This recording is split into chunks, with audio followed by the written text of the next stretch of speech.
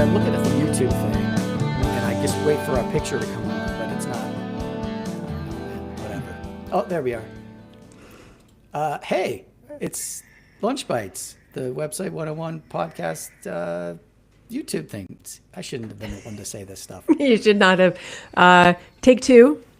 I'm going to take over. Hey, everybody. Welcome to the Website 101 podcast. This is our Lunch Bytes.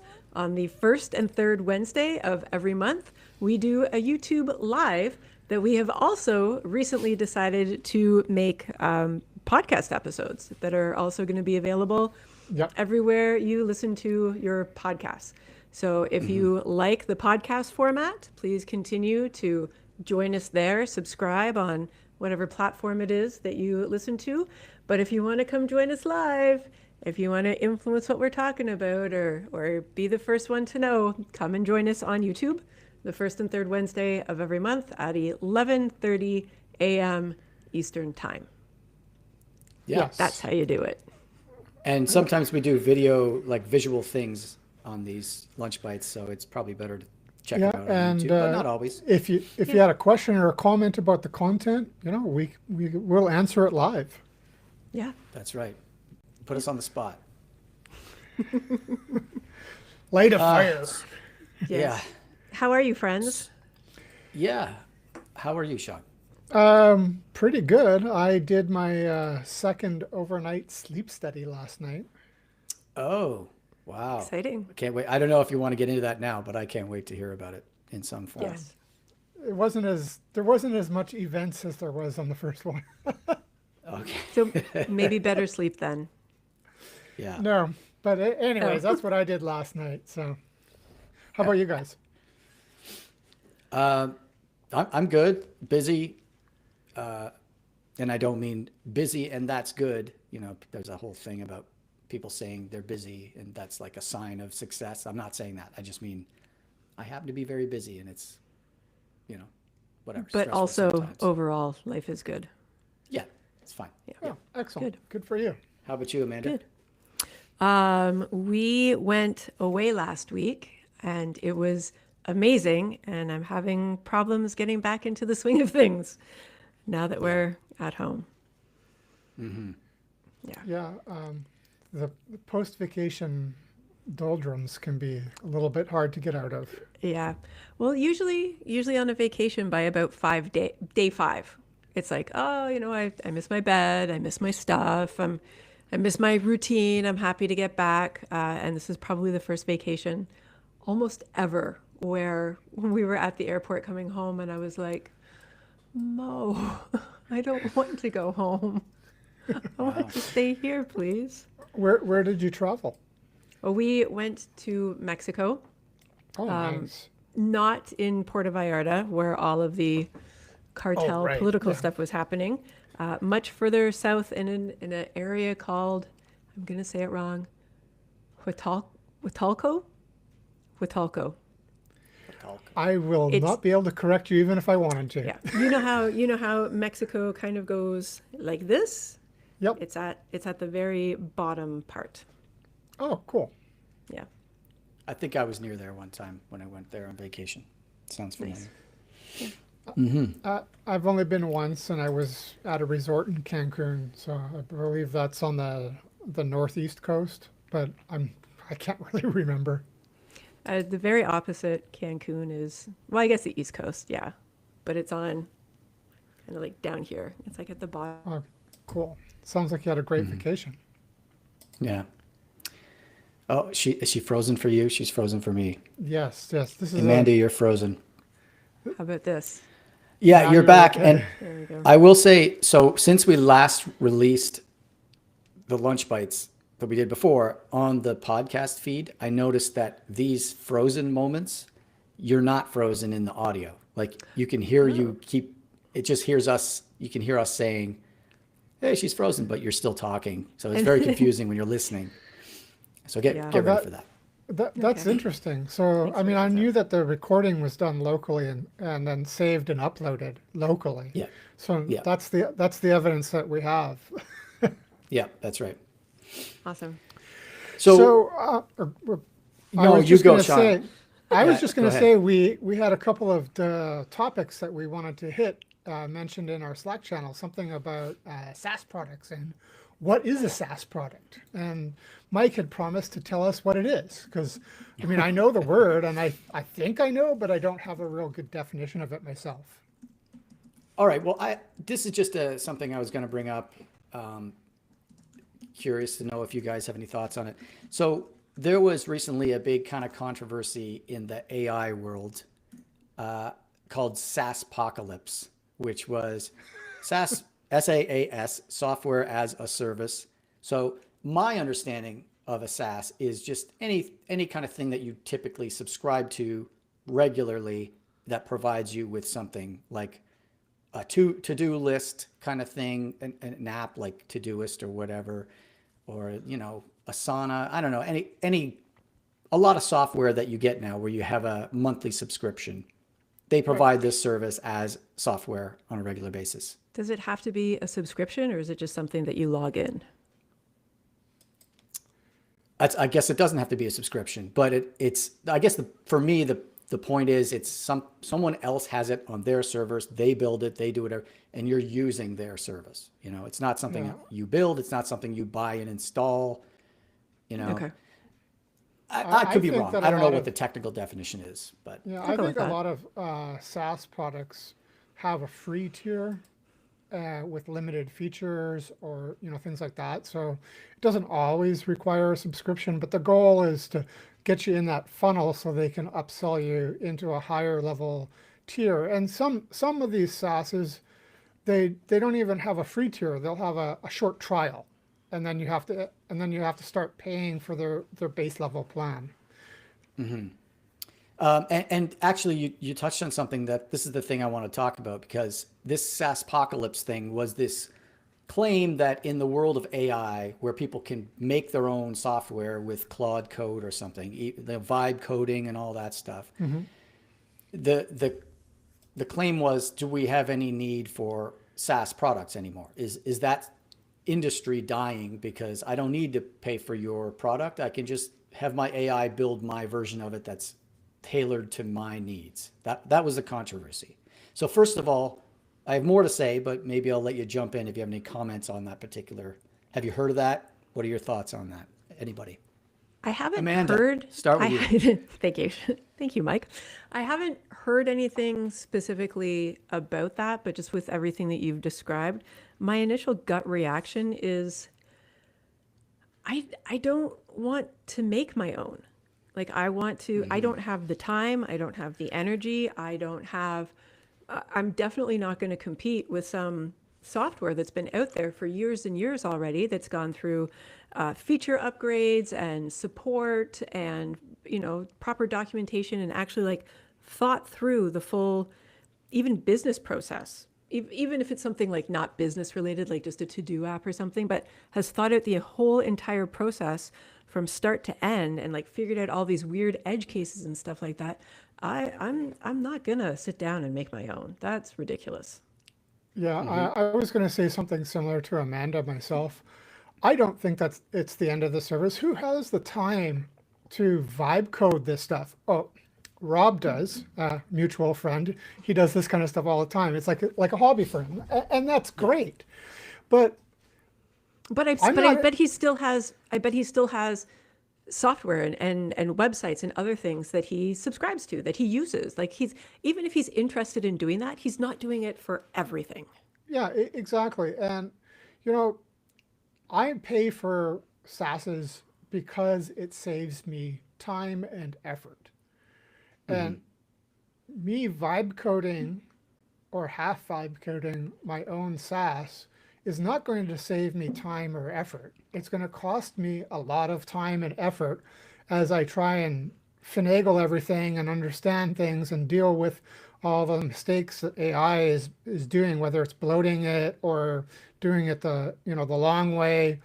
Uh, it's just not worth it. Like even if your money is really tight, a lot of these software as a services will actually be worth it for you rather than spending the time. And then what happens when an API changes? And you lost all your Yeah. stuff, and now you got to spend another like 2 weeks trying to get it to work again.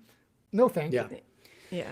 Well, here's just before I go on, there's a quick story. This is not necessarily SaaS, I guess. It's just a piece of software. But this weekend I went to a pub because some friends of mine were performing. One's a guitarist, and well, they're both guitarists. And the one of them plays pedal steel guitar. Do you guys know what a pedal steel guitar is? No.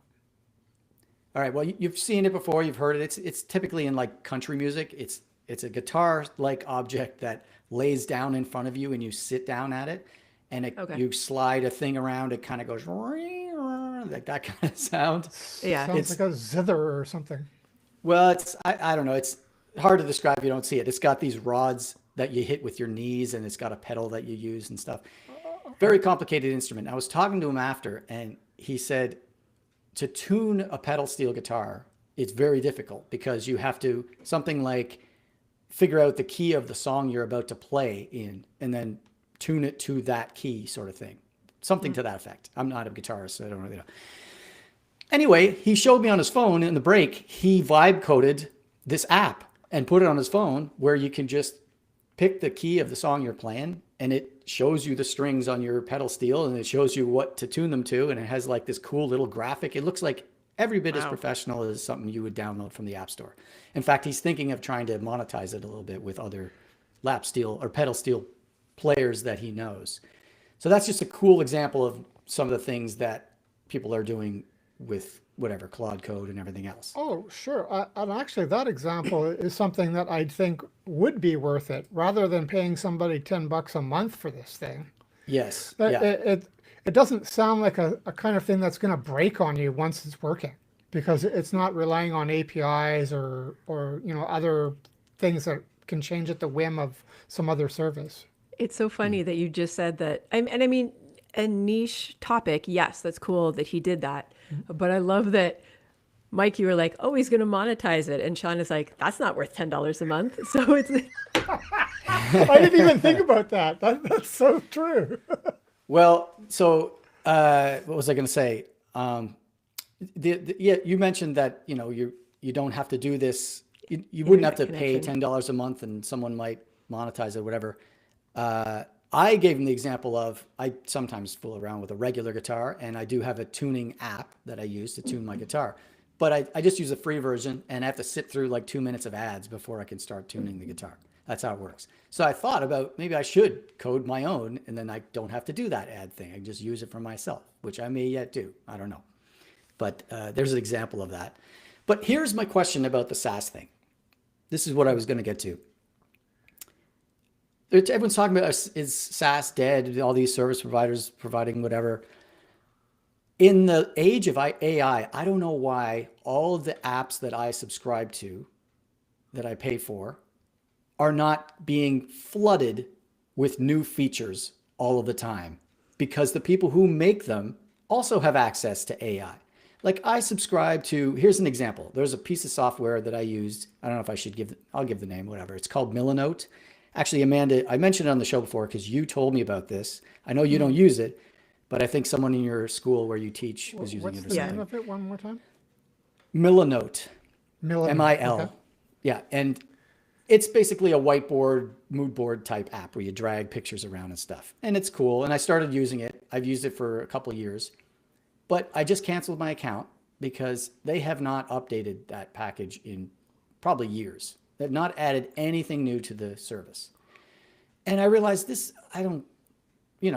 bothers me. Like, why aren't they getting AI to just, because they do have a roadmap of feature requests, which a lot of these Okay. services do, where people like, I want you to add this and this. I think I've submitted some ideas. I don't know why they don't point Claude Code at it and say, hey, implement the top 5 of these ideas and let's ship them right now. You know what I mean? Why isn't that happening? Actually, that's an interesting idea. I'm sure there's some reason behind it. But yeah, I don't know the answer. Yeah. I It just think occurred to that's me the other day. I think it's a slippery slope, though, with all of the issues that we've heard and all of the anecdotal stories about vibe coding screwing up and security holes and leaking data and deleting hard drives. Like, I think that once you say, oh, well, we're going to do it just now to get like the first 5 features to release them immediately, I think that if you start going down that path, it's going to be really hard to pull the reins to like slow Yeah. down that path, and having like proper code review and going over the merge requests and making sure that the functionality actually fits the direction that you originally envisioned taking the software. Like I think that once somebody opens the floodgates, it would be so easy to just be like, it's flooding now. And I can see Well, why a lot of people maybe wouldn't want, because we all have a little like, oh, it's my baby, it's my software. So I yeah. can see how a lot of people wouldn't want potential garbage to be introduced. Well, I'm kind of exaggerating when I say like just flood it with all the new features. I don't mean that. I guess what I mean is still do your diligence and your protocols for testing and so on.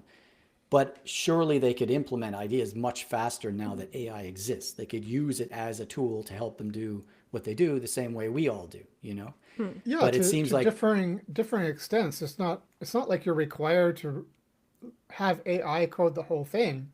yeah, I think that, one way you could do it is like, hey, AI, I need feature ABC. It needs to do this and this. Reference this section of the code and make sure that it follows these standards, spits it out. Then I go in and look at the code and say, oh, okay, I like this, or please add comments here, explain why this is doing it this way. I don't understand this part. Go in and learn what AI did to your code rather than test it on the front end and, oh, working, commit. Like there are yeah, levels to vibe coding, right? So Yeah. you could be a vibe coder who has done 0 code in your entire life, and you're just going to go like, yep, that's what I want, and maybe that works. And then there'll be somebody like me. I'm going to take a look at it as long as I'm familiar with that part of the code. And if it's a little beyond my skill, I might ask for some instruction or better notes or comments. But if I was being asked to do something completely out of my wheelhouse, I might revert back to person one. Like, I just feel like there's different ways to do this. yeah. Well, I have been experimenting this weekend with Claude Code. I finally downloaded and installed the thing because I keep hearing so much about it. But here's a bit of a annoying experience I have with Claude Code in particular. Every time I look up what can I do with Claude Code, it's always it can organize your emails. It can organize your screenshots on your desktop. It can organize the events in your calendar. I don't fucking need help organizing my life. I'm very organized. I don't need all that. I don't have a million emails. I have 4 emails on my inbox right now. I don't have a million screenshots. So I can never get a practical idea that doesn't involve not being a digital slob that needs to have his life cleaned up.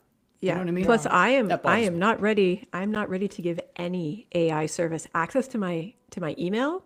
No. Yeah. Well, that's the Hey, other. Yeah. please do something on my hard drive and move these files around. No. Yeah. No. Yeah, unfortunately, if you're using Gmail, they already have an AI that's accessing your inbox. Yeah, I know, but it's They not some do. it's not some third party that Right, I right. mean like I've sold my the soul to Gemini. Google. Yeah, the Gemini thing is like just sort of working quietly in the background, and every once in a while I get that notice, "Oh, do you want to turn this feature on?" And I'm just like, "No." Like just fuck it. Like I'm Yeah. I'm I'm happy with how that's working. I am Don't touch exactly it. with Amanda. I have not enabled any sort of AI on my Google account. Like I don't need it. If I need Yeah. something, I'll go to Claude or I'll hit up ChatGPT and ask for help in that way.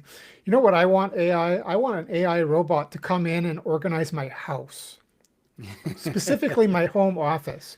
You guys can't see it because I'm really tight up against the wall here, but it's a disaster in this office. I want Yeah. AI just to send me a little rosy robot like from our last episode that we talked about, come in and clean my house for me, or at least my Yeah. office. Yeah. Well, it's funny that I heard the creator of Claude Code interviewed on a podcast the other day. I forget his name, but he was talking about whatever, all the stuff it can do. And the host said to him, I think it was Claude Cowork, which is the sort of more user-friendly version of Claude Code that doesn't have the terminal. The host said he uses that, and he said, "Give me something useful I can use it for, or whatever." And his answer was, "You can tell it to read the first 3 emails in your inbox and compose responses." And I thought, really, that's the best? Because if I did that, first of all, I'm not sure I wanted to do that like you guys, because it's almost guaranteed to not write in my voice, and I will have to double check everything. Like that's why I don't use Gmail's Gemini now to compose responses, because it's like I have to redo it all, sort of thing. I thought that was. Speaking of using your voice, 2 things. I have a friend who's writing a blog, and he sends his blog articles to me, and he's like, "What do you think about this?" And I tell him what I think, but I can tell that he's writing it mostly with AI. I asked him, and he denied it. But when you read enough, you can tell what is AI. Because the most common thing, and I'm not going to talk about the M dash, the really common thing is flowery words A, B, and C. And there's a couple other like tells. If you're doing that, you got to go in and customize it after. Like this morning, I posted in our Slack and I said, "Oh, look, I got this potential client, and here's what they asked for." And then I went into ChatGPT. I did not give them access to my email.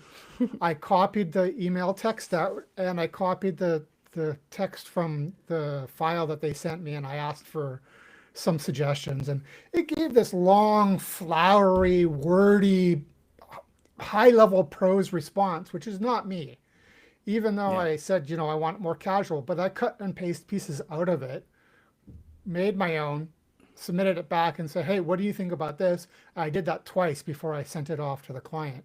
I didn't take everything, and I made sure to read it carefully and remove things that to me make it sound like it's AI, and put it back into my voice and address my concerns.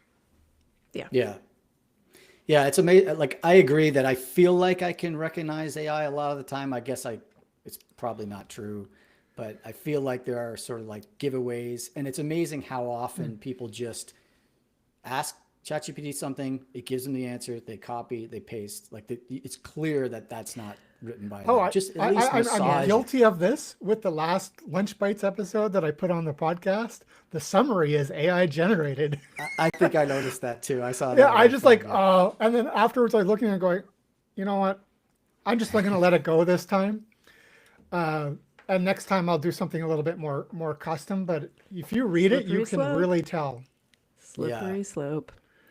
I've been going into our back catalog and doing AI transcripts, but I'm limited to like 1 a day, just with the service that I'm using, one free one. Again, serve a SaaS, but I didn't want to pay for the full level. Yeah. Maybe you should vibe code your own version of that.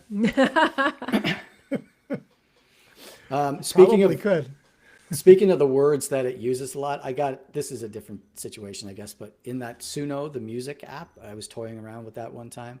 I was getting to write a song. It used the word fleeting twice in the same song, not relating to the same thing, like just 2 different sentences in the song.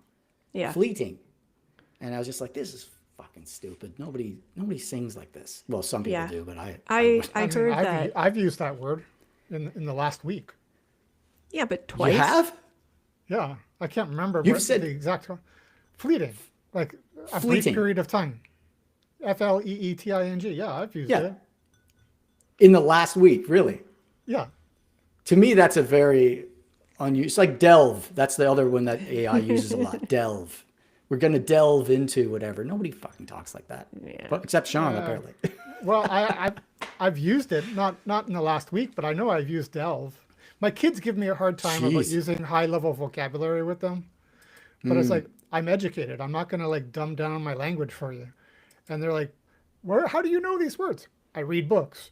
And they don't like to read as the younger generation, And so sometimes I intentionally use difficult words in front of them just to make life difficult for them. But at other times, it comes out naturally. I just have I mean, I don't know, but I feel like I have a high level vocabulary. Why would I I was use a waiting for you simple to say word when the verbose. correct word? Verbose would have been much more efficient than saying high level, Sean. Yeah, but verbose doesn't necessarily mean high level. Now I'm being pedantic. I know. Shut up. You're exactly the person that AI is being trained on to get words like delve and M dashes and all these fucking things. Yeah, I used to love the M dash. I no longer use it because Yeah, I can't do it. I don't want people telling me that it's AI generated. So I stopped using it because of that became one of their more well-known tells. I wouldn't even know I how to don't- get an M dash on a keyboard. Yeah, I think a lot of people wouldn't know that.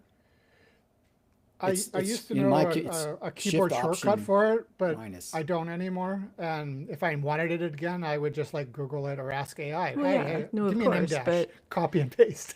but I think that's the thing. Like if you have to start like putting in Unicode to get like unique characters, I think that's I know the probably a bit HTML of a entity giveaway. for it.